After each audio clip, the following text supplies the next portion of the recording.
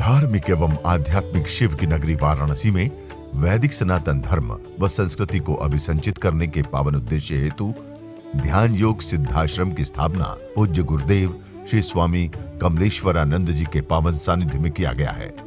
ऋषि मुनियों, साधु महात्माओं, संत मनीषियों की इस पवित्र धरती पर धर्म की स्थापना और लोक कल्याण के लिए हर युग में किसी न किसी रूप में ईश्वर का प्राकट्य होता आया है और पवित्र आत्माओं में ईश्वर का अंश उतरता आया है।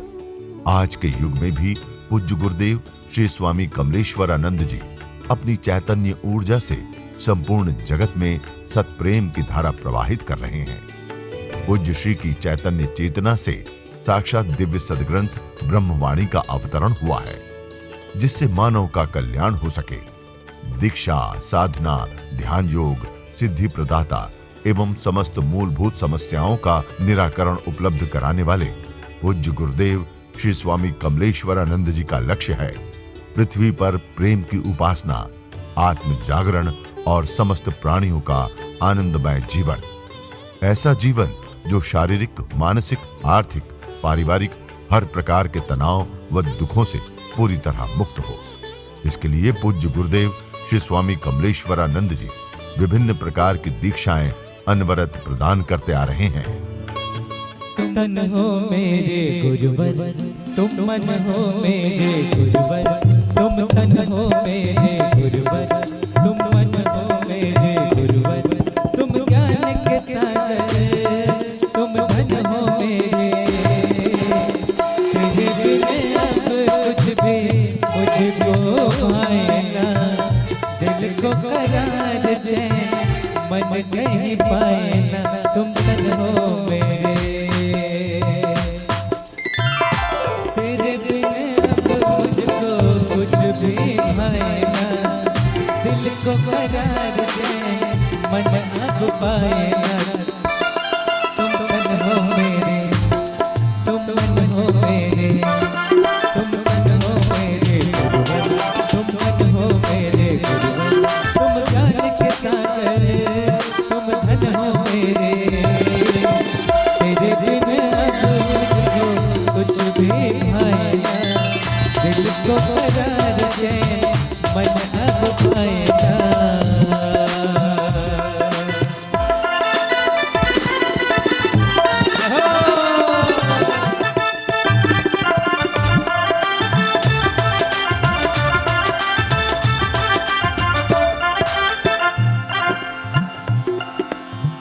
तेरे दर्शन से सब सुख पाऊं, गुणगान तेरे मैं कैसे सुनाऊं, ओ तेरे दर्शन से सब सुख पाऊं, गुणगान तेरे मैं कैसे सुनाऊं, तेरे बिना जीवन मेरा कुछ भी नहीं है, दुनिया में भी जो है वो तो बस यही है, तुम आन हो मेरे गुरुवर, तुम शान हो मेरे गुरुवर, तुम मेरे प्रियतम, तुम प्राण हो मेरे, तेरे बिना कुछ भी आए ना, दिल को करार चैन मन अब पाए ना, प्रेम के सागर तुम सबके स्वामी हो, सब कुछ तेरा तुम तो अंतर्यामी हो, पाना जो चाहूं मैं कैसे पाऊंगे, मूरख मोड़ मैं कैसे बताऊं रे, तुम जान हो मेरे, तुम मान हो मेरे, तुम मेरे सवरिया अभिमान हो मेरे, तेरे बिना मुझको कुछ भी पाए ना, दिल को करार चैन मन अब पाए ना, तुम तन हो मेरे गुरुवर, तुम मन हो मेरे गुरुवर, तुम ज्ञान के सागर, तुम धन हो मेरे, तेरे बिना मुझको कुछ भी पाए ना, दिल को करार चैन मन कहीं पाए ना, तेरे बिना मुझको कुछ भी पाए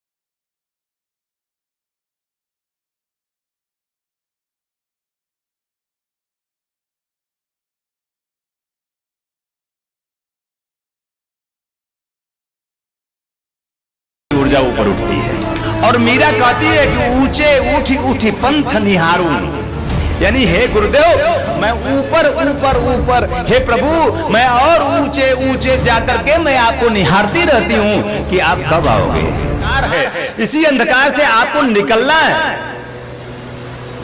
तब उसने कहा कैसे निकलेंगे? ज्योतिर, जब आत्म ज्योति प्रकाशित होगी, जब आप तन मन के पार प्राण में प्रवेश करोगे, आपकी ज्योति जलेगी, तब आप जान जाओगे, तब आपके जीवन का अंधकार छटेगा और ये भी जानोगे कि ये सब जहां मैं लगा था अभी अंधकार में ही था।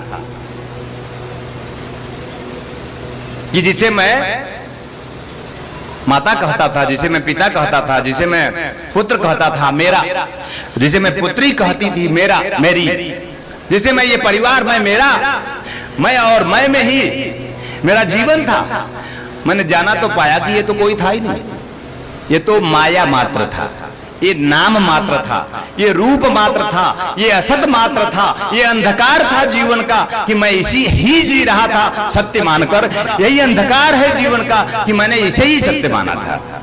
आदि गुरु शंकराचार्य ने कहा था, न तातो न माता न बंधुर न भ्राता न पुत्रो न पुत्री न वीर्त्यो न भर्ता न जाया न वित्तम न वृत्तिर्ममेवम। अंतिम में कहा एक लाइन में सर पटक के, गतिस्तम मतिस्तम गुरुत्वम शरणम। एकमात्र हमारे जीवन की गति आप हो गुरुदेव, एकमात्र आप जीवन की मति हो आप मेरे गुरुदेव।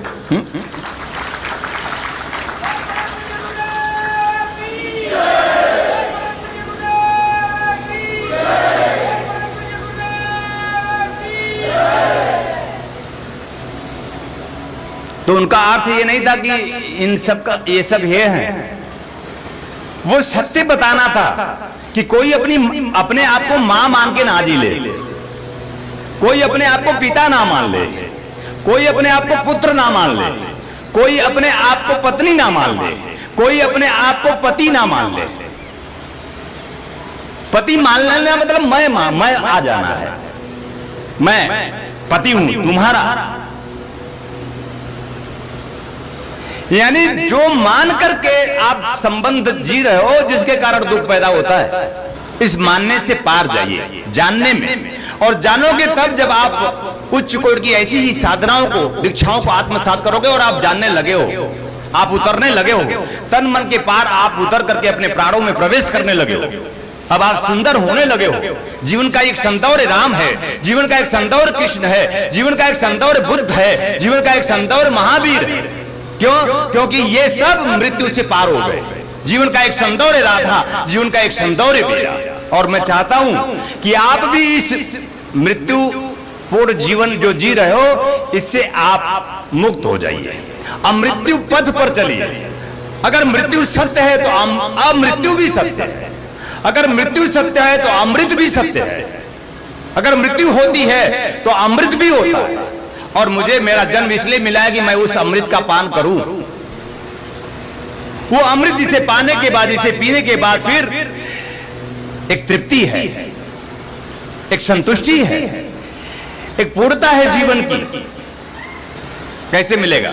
तो मैंने आपको ऐसी उच्च कोटि की दीक्षाएं दी हैं, सद्गमय दीक्षा दी है मैंने आपको कि जीवन में आप सदपथ पर चल पड़ो, आपके चित्त में ऐसी चेतना आए कि सत्य के लिए ही आपका जीवन हो और आपका आत्मदीप जले। बुद्ध से पूछा गया कि कुछ उपदेश दे दो अंतिम समय में, तो उन्होंने कहा आप दीपो भव। अगर जीवन में कल्याण चाहते हो तो जिससे हो वही वहां तक पहुंचो। जिस प्राण अग्नि से तुम प्रज्वलित होकर जीवन में गतिशील हो, जिस प्राण से तुम श्वासें गिन रहे हो, जिस प्राण से तुम्हारा रोम रोम पुलकित है, उस प्राण तक की यात्रा तुम्हारी होनी चाहिए। अपने दीप को तुम्हें जलाना चाहिए। इस बाहर के प्रकाश से तुम्हारा जीवन प्रकाशित नहीं हो सकता। तुम्हारे जीवन में गहन अंधकार है। आंखें बंद करोगे तो अंधकार दिखता है तुम्हें वो आत्मदीप जले तुम्हारा। इसके लिए ज्योतिर्गमय दीक्षा मैंने तुम्हें दी थी। और मृत्यु और मामृतम गमय दीक्षा के माध्यम से हम मृत्यु से, दुख से, चिंता से, परेशानी से, रोग से, जन्म से, जरा से, रोग से और मृत्यु से दूर हो सकते हैं। हम अमृत पद पर चल पड़ते हैं और उस परम प्रभु में हम गोता लगा लेते हैं। वो परम है जो शाश्वत, जो सदा से है, जन्म के पहले जो था साथी मेरा, जन्म के बाद भी यानी मृत्यु के बाद भी जो होगा साथी मेरा। तन साथी नहीं, मन साथी नहीं, और तन से जुड़े ये सगे संबंधी साथी नहीं, तुम ही तुम्हारे साथी हो। तुम खोजो तुम कौन हो, और इसीलिए तुम्हारे गुरु की उपाधि देता है कि तुम्हारा गुरु तुम्हें मिले, ऐसा गुरु मिले जो तुम्हें तुम्हारा परिचय दे, ऐसा गुरु मिले जो तुम्हें तुम्हारी यात्रा पथ पर ले चले, जीवन पथ पर ले चले, सत्य पथ पे ले चले, शिव पथ पर ले चले, आनंद पथ पर ले चले। ऐसा कोई गुरु चाहिए तुम्हें, और मैं तुम्हें ऐसा ही गुरु देना चाहता हूं। मैं अनाथ हूं, मैं दीन हूं, मैं हीन हूं, मैं मलिन हूं। क्यों हूं? क्योंकि मैं तन और मन में हूं। मेरा कोई नाथ नहीं है, मेरा कोई साथी नहीं, मेरा कोई सहचर नहीं, मेरे दुखों में कोई काम आता नहीं, मेरी पीड़ाओं से मुझे कोई मुक्त करता नहीं। गुरुदेव, अनाथ हो, दरिद्र हो, जरा रोग युक्त, मैं बूढ़ा होता जाऊंगा, मैं बूढ़ा हो जाऊंगा, मैं बूढ़ा होकर समाप्त हो जाऊंगा, और आप एकमात्र ऐसे हो। मैंने देखा है आपको, निहारा है आपको, हे गुरुदेव, कि आप कभी बूढ़े होते नहीं। आप हमेशा यौवनवान बने रहते हो। आप में हमेशा एक मस्ती होती है। कभी किसी देवी देवता का चित्र, बूढ़ा चित्र देखा? राम का, कृष्ण का, बुद्ध का, महावीर का, इस सारे चित्रों को देखो तो एक युवकपन दिखाया जाता है, एक यौवनवान दिखाया जाता है। क्यों? ये दिखाया जाता है कि एकमात्र देवता ही है जो कभी बूढ़ा नहीं होता। वो देवता क्या है? दिव्यता, श्रेष्ठता, सरोक्षता, शिखर की चेतना देवता है, सहस्रार की यात्रा देवता है। सहस्रार तक ऊर्जा आपकी उठे, सहस्रार यानी मूलाधार से। इसलिए गुरु का हाथ शिष्य के सिर पे होता है। क्यों? सदियों से गुरुओं ने शिष्यों के सिर पर हाथ रखी। क्यों? क्योंकि उसकी ऊर्जा शक्ति ऊपर खींचना चाहता है। दो ही प्रक्रिया है, या तो शिष्य का सिर गुरु के चरण में होता है तो उसकी ऊर्जा ऊपर उठती है, या तो गुरु का हाथ शिष्य के सिर पर होता है तो उसकी ऊर्जा ऊपर उठती है। और मीरा कहती है कि ऊंचे उठी उठी पंथ निहारूं, यानी हे गुरुदेव, मैं ऊपर ऊपर ऊपर, हे प्रभु, मैं और ऊंचे ऊंचे जाकर के मैं आपको निहारती रहती हूं कि आप कब आओगे। क्योंकि ऊंचाई से सब दिखता है ना, नीचे रहोगे तो कुछ दिखेगा नहीं, और तुम अभी तक नीचे हो। नीचे, ये कोई नीचे नहीं, ये कोई ऊपर नहीं। तुम ये देखना मत, तुम जहां बैठे हो वो नीचा नहीं है, और मैं जहां बैठा हूं ऊंचा नहीं है। नीचे ऊर्जा का एक तल है तुम्हारा, मूलाधार से नीचे तुम बह रहे हो। कि सिर्फ संसार में तुम्हारी ऊर्जा बह रही है, सिर्फ धन में, यश में, मान में, पद में, प्रतिष्ठा में तुम्हारी ऊर्जा बही जा रही है। जिसमें दुख है, चिंता है, परेशानी, जहां पर सुख है वहीं पर दुख भी है। मैंने कहा था कि स्वीकार कर लो, मैं तुम्हारा गुरु हूं, या तो तुम इन्हें सही मायने में स्वीकार कर लो। दुख नहीं चाहिए तो सुख की इच्छा छोड़ दो। लाओत्सो से किसी ने पूछा कि तुम दुखी नहीं होते? कभी मैंने तुम्हें दुखी होते देखा नहीं। तो लाओत्सो ने कहा कि ऐसा है कि मैं कभी सुखी होने की सोचता ही नहीं।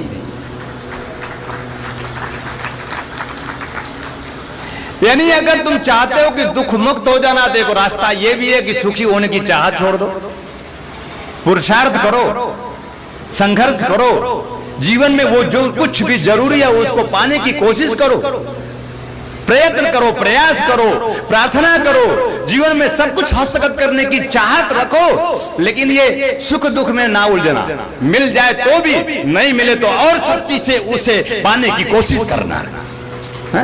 ये संसार में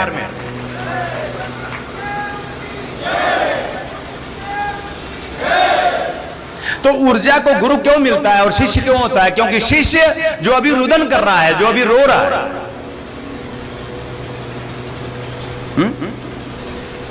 और रुदन में शिष्य होगा, शिष्य रोएगा उसके लिए, ऊंचे उठने के लिए, और आनंद आनंद के लिए, मस्ती के लिए, खुशी के लिए, जीवन के परम आनंद के लिए तो शिष्य ऊपर उठता जाएगा और रो रो कर उठता है।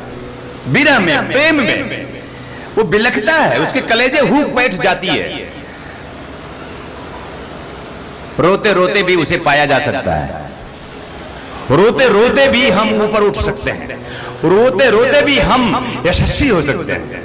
लेकिन ध्यान रखना, संसार के लिए रोना कोई रोना नहीं, धन के लिए, यश के लिए, मान के लिए, पद के लिए, प्रतिष्ठा के लिए रोना नहीं, इसके लिए लड़ना, इसके लिए सजग हो जाना, इसके लिए कमर कस लेना, पुरुषार्थ करना। बैठ करके प्रार्थना मत करना कि मुझे धन कमाना है, उठ करके प्रयास करना, प्रयत्न करना, एक वीर की भांति संसार में कूद जाना। जो भी तुम कर सकते हो करके आना, मन में प्रार्थना बनाए रखना। और ये तो संसार तुम इतना नहीं भी चाहोगे तो भी तुम्हें जितना मिलना है उससे ज्यादा मिलता रहेगा, क्योंकि मैं तुम्हारा गुरु हूं। एक बच्चा जो है अभी कुछ नहीं चाहता, एक बच्चा अभी कुछ नहीं चाहता, वो बच्चा है, कोई वस्त्र नहीं है उसके ऊपर, उसको यह भी नहीं पता कि वस्त्र जरूरी होता है। पर क्या बच्चे को वस्त्र उसकी मां पहनाती है कि नहीं? तो तुम सब मेरे बच्चे हो, तुम्हें नहीं पता कि तुम्हें अभी क्या चाहिए, लेकिन क्या मैं तुम्हारा गुरु हूं, तुम्हारा बाप हूं, तो मैं इतना ख्याल नहीं रखता कि तुम्हें कब क्या देना है। चिंता मुक्त जीवन चाहिए मुझे तुम्हारा, एक निश्चिंतता। बच्चा रोता है और मां दौड़ती है, बच्चा मां तक पहुंच नहीं सकता, असहाय है। और मैं जानता हूं कि जीव कभी उस शिव तक पहुंच नहीं सकता, असहाय है, कोई रास्ता नहीं है। ध्यान हो चाहे साधना, मंत्र हो चाहे यंत्र, कोई उपाय नहीं उस परम तक पहुंचने का। पर गुरु एक सर्वोत्तम उपाय है। कैसे पहुंचोगे?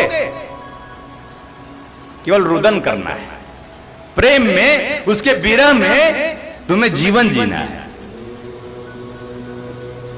तुम उस तक नहीं पहुंच सकते, कोई भी आज तक उस तक स्वयं से नहीं पहुंचा है, परमात्मा तक। मैं खुद नहीं पहुंचा हूं। उस तक पहुंचने के लिए बच्चा होना पड़ता है, उस तक पहुंचने के लिए शिशु होना पड़ता है, उस तक पहुंचने के लिए अनाथ होना पड़ता है, उस तक पहुंचने के लिए असहाय होना पड़ता है। इसीलिए आदि गुरु शंकराचार्य जो पहुंच गए, जिन्होंने माता पार्वती को अपनी इन्हीं आंखों से देखा, जो भगवान सदाशिव को अपनी इन्हीं आंखों से देखा, जिन्होंने जगदम्बा को उस शक्ति का साक्ष्य किया, वो खुद कहते हैं कि अनाथो दरिद्रो जरा रोग युक्तो, अनाथ हूं, दरिद्र हूं, रोग से ग्रस्त हूं। ये सब संसार के गुण धर्म। सांसारिक जीव अनाथ होता है, और नाथ जब तक नहीं मिलेगा, नाथ मिलना चाहिए। जरा मतलब बुढ़ापा, जरा रोग, बुढ़ापा से ग्रस्त हूं, होता जा रहा हूं, मेरा शरीर अब साथ दे नहीं रहा है, शरीर अब साथ छोड़ देगा, आज नहीं तो कल। उसके पहले की हे गुरुदेव मुझ पर कृपा कर दो,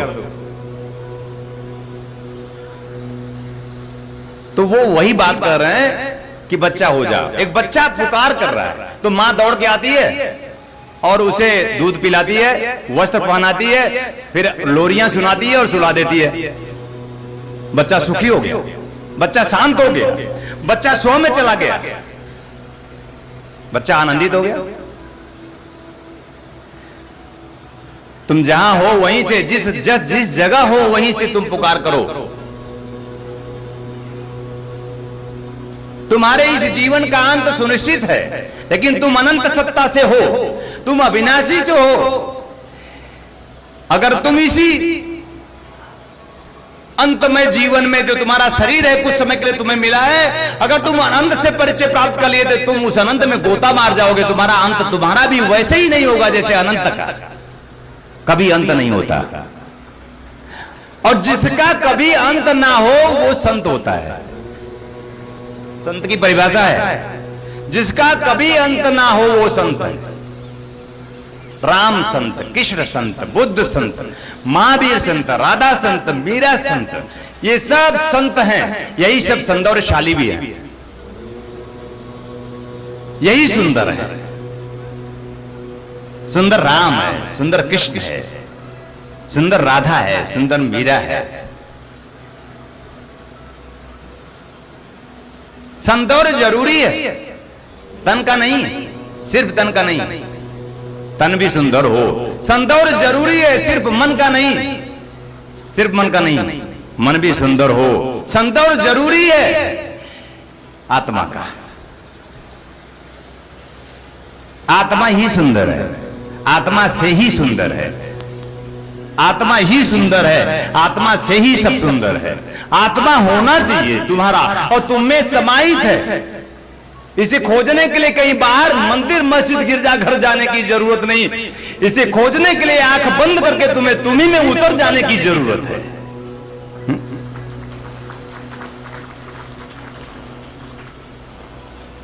तो कुछ ऐसा सौंदर्य मैं तुम्हें देना चाहता हूं, सत्य का। कुछ ऐसा सौंदर्य देना चाहता हूं शिव का। कुछ ऐसा सौंदर्य देना चाहता हूं तुम्हें ज्ञान का। ऐसा सौंदर्य देना चाहता हूं उस ज्योति का। ऐसा सौंदर्य देना चाहता हूं उस प्रभु का। ऐसा सौंदर्य देना चाहता हूं उस परमात्मा का कि तुम सब सुंदर बन सको। एक ऐसी उच्च कोटि की दीक्षा मैं तुम्हें अपनी तरफ से गुरु पूर्णिमा के इस पावनतम दिव्यतम पर्व पर मैं तुम सबको आशीर्वाद देता हूं। ऐसी उच्च कोटि की दीक्षा देना चाहता हूं, अप्सरा दीक्षा। नाम पहली बार किताबों में सुना होगा अप्सरा। अप्सरा होती है एक 16 साल की जो कभी बूढ़ी नहीं होती, एक ऐसी शक्ति जो कभी वृद्धावस्था को प्राप्त होती नहीं है। अप्सरा जो सौंदर्य से परिपूर्ण है, अप्सरा जो कभी मरती नहीं, एक ऐसी शक्ति। इंद्र के दरबार में 108 अप्सराएं हैं। विद्योत्तमा है, तिलोत्तमा है, उर्वशी है, रंभा है, नाभि दर्शना है, ये सब अप्सराओं के नाम हैं। इन्होंने जानना चाहा प्रभु अप्सरा होती है क्या? यक्ष हैं क्या? गंधर्व हैं क्या? किन्नर हैं क्या? ये देवी देवता जिनका हम नाम लेते हैं ये हैं क्या? तो उन्होंने कहा कि ये सब योनियां हैं, यक्ष गंधर्व किन्नर भी हैं, हम उनसे मिल सकते हैं, हम उनसे बातें कर सकते हैं और उनके पास जो शक्ति है, जो क्षमता है, उसको प्राप्त करके हम अपने जीवन में आनंद मना सकते हैं। तो अप्सरा, उन्होंने बताया कि अप्सरा होती है जो कभी बूढ़ी नहीं होती, 16 साल की ही रहती है। एक ऐसी शक्ति है वो, एक ऐसी योनि है अप्सराओं की जो तुम्हें अपने साचर से सींचती हैं, जो तुम्हें प्रेम देती है, जो तुम्हें स्नेह देती है, जो तुम्हें करुणा देती है, जो तुम्हें ममता देती है, जो तुम्हें धन देती है, जो तुम्हें यश देती है, जो तुम्हें प्रतिष्ठा देती है। एकमात्र कालिदास, एक उदाहरण देता हूं कालिदास का, कि कालिदास को नाभि दर्शन अप्सरा से देती है। एक मूर्ख विद्वान कैसे बन गया, एक मूर्ख यशस्वी कैसे बन गया? नाभि दर्शन अप्सरा के माध्यम से कालिदास ने अभिज्ञान शाकुंतलम लिखा, मेघदूत लिखा। उस अप्सरा का साहचर्य प्राप्त हुआ कालिदास को। क्या वो अप्सरा हम प्राप्त कर सकते हैं? क्या हम भी कालिदास जैसा विद्वान बन सकते हैं? क्या हम भी कालिदास जैसा ही अमृत पथ पर चल सकते हैं? क्या हम उसके जैसा उस परम में समाहित हो सकते हैं? तो नाभि दर्शना को हम प्राप्त कर सकते हैं? तो मैं कहता हूं हां। क्या है अप्सरा? अप्सरा है प्राण ही नहीं आत्मा, वो प्रेयसी है जो अपने आत्म तत्व को पूरी क्षमता के साथ जागृत कर लेगा। वो जिस अप्सरा को चाहेगा उस अप्सरा को बुला लेगा। 108 अप्सराओं में उर्वशी सबसे सुंदर अप्सरा है। उर्वशी को क्या हम देख सकते हैं? क्या हम उसे प्राप्त कर सकते हैं? क्या उस अप्सरा को प्राप्त करके मैं अपने जीवन में वह संपूर्णता, वह यौवन, वह कीर्ति, वह यश प्राप्त कर सकते हैं? संसार सागर में भी यश गाथा गवा सकते हैं? पूर्णता के साथ। तुम्हारा ऋषि कहता है, हमारा प्रभु कहता है, हाँ इनसे संपर्क स्थापित किया जा सकता है, इनको हम अपनी आंखों से देख सकते हैं, इनसे हम लाभ प्राप्त कर सकते हैं, इनका हम साहचर्य प्राप्त करके अपने जीवन में मार्गदर्शन, एक सच्ची मार्गदर्शिका प्राप्त कर सकते हैं। हो सकता है कोई स्त्री तुम्हें भटका दे, लेकिन एक ऐसी स्त्री, एक ऐसी शक्ति, एक ऐसी चेतना जो तुम्हें हमेशा सतपथ की ओर ले जाएगी, जो तुम्हें अंगुली पकड़कर उस परम तक पहुंचा देगी। आज मैं ऐसी अप्सरा दीक्षा तुम्हें, एक अप्सरा 108 में से देना चाहता हूं। ये मेरी तरफ से उपहार होगा, तुम सब प्राप्त कर लेना। जो एक बुजुर्ग व्यक्ति थे, शिक्षक हैं, वो मेरे पास एक दिन आए और उन्होंने कहा, गुरुजी मुझे अप्सरा माला चाहिए, और क्या अप्सरा होती है, क्या मिल सकती है क्या? तत्वचिंतक पूज्य गुरुदेव श्री स्वामी कमलेश्वरानंद जी का संकल्प है एक ऐसे समाज का निर्माण करना जिसमें हम सभी स्वावलंबी हों, आत्मनिर्भर हों। ध्यान योग जन जागृति सेवा संस्थान द्वारा संचालित ब्रह्मानंद बाल विकास केंद्र में उपेक्षित और अनाथ बच्चों को संस्कृति संस्कार से पूर्ण शिक्षा दीक्षा प्रदान कर उनका सर्वांगीण समुज्ज्वल विकास किया जाएगा। हमें अवसर मिला है इन बच्चों के लिए कुछ करने का, तो आइए हम सभी पूज्य श्री गुरुदेव के संकल्प को पूरा करने में अपना भरपूर सहयोग कर पुण्य के भागीदार बने। साथ ही गौ सेवा हेतु गौ आश्रम, अनाथ बच्चों हेतु अनाथाश्रम, असहाय बुजुर्गों हेतु वृद्धाश्रम और निर्माणाधीन ध्यान योग सिद्धाश्रम एवं संस्थान के अन्य विभिन्न प्रकल्पों में आप श्री भी अपना सेवा सहयोग प्रदान कर संस्थान का सदस्य बन मानवता को धन्य करें। संस्थापक सदस्य 9 लाख या अधिक, सह संस्थापक सदस्य 6 लाख या अधिक, संरक्षक सदस्य 3 लाख या अधिक, आजीवन सदस्य 2 लाख या अधिक, सम्मानित सदस्य 1 लाख या अधिक, विशिष्ट सदस्य 51,000, सामान्य सदस्य 21,000। सहयोग के लिए आप श्री संस्थान के बैंक अकाउंट में सहयोग राशि जमा करा सकते हैं। बैंक ऑफ इंडिया ध्यान योग जन Jagriti Seva Sansthan, account number 014320110002228, IFSC BKID 0000143, branch Badlapur east, Thane Maharashtra 421503। आप श्री का अनुदान आयकर धारा 80G के अंतर्गत कर मुक्त होगा।